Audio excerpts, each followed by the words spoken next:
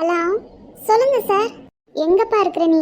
Sir, இப்பதான் ஒரு கஸ்டமரை இறக்கி விட்டு வீட்டுக்கு போயிட்டு இருக்கேங்க சார்.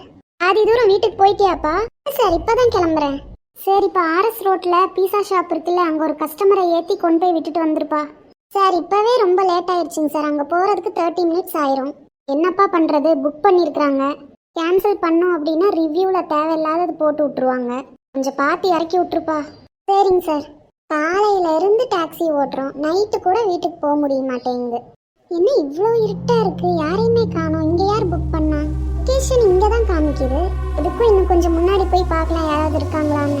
ஒருவேளை இவங்க தான் கார் புக் பண்ணிருப்பாங்களோ? இந்த நேரத்துல இந்த பொண்ணு என்ன பண்ணுது இங்க? போன்ல எதுக்கும் செக் பண்ணிக்கலாம். இதே பொண்ணு தான் புக் பண்ணிருக்கு. மேம் வாங்க மேம், டிராப் பண்ணிடுறேன். எதுக்கு? நீங்க தான் மேம் புக் பண்ணிருக்கீங்க கேபை. நானா? ஆமா மேம், உங்க போனை வேணா செக் பண்ணி பாருங்க. மேம் வாங்க மேம், உங்களை விட்டுட்டு நான் வீட்டுக்கு போகணும். ஏற்கனவே ரொம்ப லேட் ஆயிடுச்சு. நானா கேப் புக் பண்ணேன்? நீங்கள் தான் புக் பண்ணியிருக்கீங்க.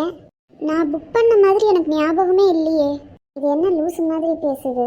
என்ன மேம், 30 மினிட்ஸ்க்கு முன்னாடி தான் புக் பண்ணீங்க, அதுக்குள்ளே மறந்துட்டீங்களா? இல்லை, என்னோட ஃபோன் காணோம். எங்கே போட்டேன்னு தெரியல. என்னது ஃபோன் காணுமா? இந்த பொண்ணை பார்த்தா நார்மலாக இருக்கிற மாதிரி தெரியலையே. ஃபஸ்ட்டு விட்டுட்டு வீட்டுக்கு போகிற வேலையை பார்க்கலாம். மேம் தண்ணி குடிக்கிறீங்களா?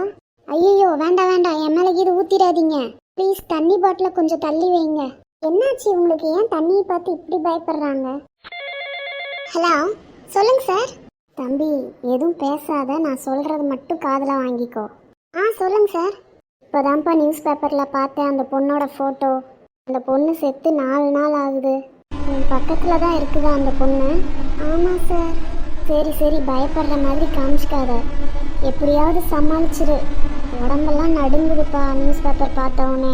சரிங்க சார், நான் வந்துடுறேன். எனக்கு அப்போவே டவுட் இருந்துச்சு, இப்போ என்ன பண்ணுறது, எப்படி எஸ்கேப் ஆகுறது? பா வந்துட்டியா? எப்படிப்பா வந்த, எப்படி தப்பிச்ச? ஐயோ சார், நீங்கள் சொல்லும் போது எனக்கு உயிரே போயிடுச்சு.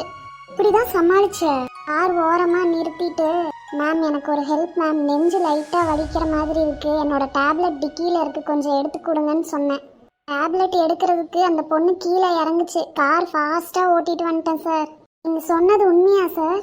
ஆமாப்பா, நியூஸ் பேப்பரில் அந்த பொண்ணோட ஃபோட்டோ பார்த்தவொடனே ஷாக் ஆகிட்டேன் நான்.